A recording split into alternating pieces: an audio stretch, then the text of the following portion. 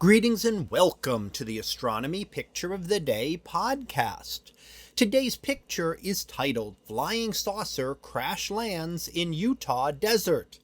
So what do we see here? Well, here we see a crash landing in the desert of Utah. We can see the helicopters picking up the craft out in the background and the craft itself in the foreground.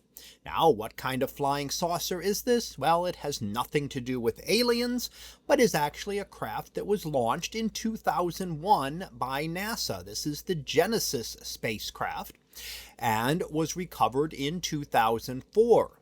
So the craft was launched and the idea was to study the sun and to collect particles from the solar wind. Now, why is that important? Well, the solar wind particles are a direct testing of the particles of the sun and tell us a little more about the sun itself. And we don't normally get them here on Earth because Earth's magnetic field deflects the vast majority of the charged particles away.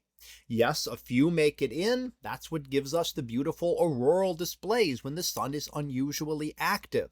However, most of the particles and a uniform sample of them can only be obtained by going outside Earth's magnetosphere and then collecting the particles. And that's what was done here. Now, the crash was not intended. It was going to come back by parachute and land a softer landing.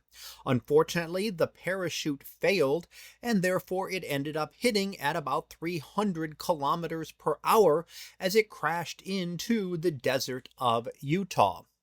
And that meant that some of the samples were destroyed, but not all of them. Some of them were actually still in good enough shape that did not ruin the entire mission. So even though the craft crashed, the entire mission was not ruined, and we were still able to study those particles and get a little bit of a better idea of things like the composition of the sun and looking at the elements and how they vary across the solar system.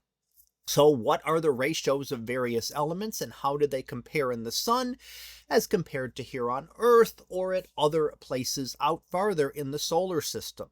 So that gives us a better idea of the formation of our overall solar system, how it formed, and giving us details into the very early times of what it might have been like in our solar system back when the planets are forming.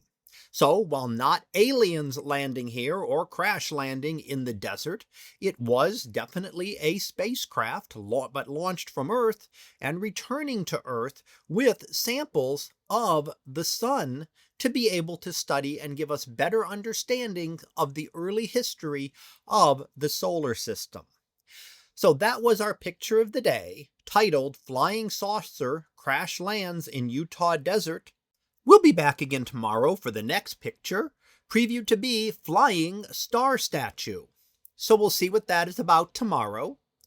And until then, have a great day, everyone, and I will see you in class.